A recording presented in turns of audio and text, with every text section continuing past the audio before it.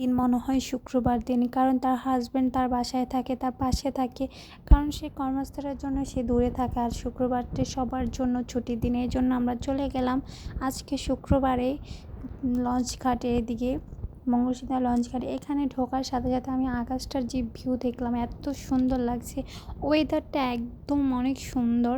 তো আজকে আমরা দুজনে চলে গেলাম সেখানে একটু ঘোরাঘুরি করার জন্য, কারণ সারাক্ষণ বাসায় থাকাতে নিজের কাছে খুব বোরিং ফিল করে।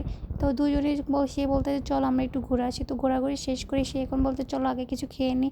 তো ফুচকা খেতে আমরা বসে গেলাম, কারণ আমি ফুচকা লাভার, সে অবশ্যই জানে। তো ফুচকা খাওয়ার জন্য বসে গেলাম, সে একটু একটু মুড়ি খাচ্ছে, কারণ সে আগে ফুচকা খায়, এত ঝাল হয়েছে যা বলার বাইরে। এখানে হাতের ডান পাশে অনেকগুলি ফুচকার দোকান আছে, বাট আমরা একটা দেখে প্রিয় ফুচকা, যার জন্য আমার মনটা সবসময় হাহাকার করে নাকি, ও যখন থাকে না তখন তো আর কার কাছে চাইবো, ও আমার সব আবদার পূরণের মূল আমার অভিভাবক। এখন আমার বাবার পরে আমার হাজব্যান্ড হচ্ছে আমার শেষ অভিভাবক, কারণ সে আমার বাবার মতন আমার কী খেতে ইচ্ছা করে না করে, কখন ঘুরতে ইচ্ছা করে, সব কিছু ওই বোঝে।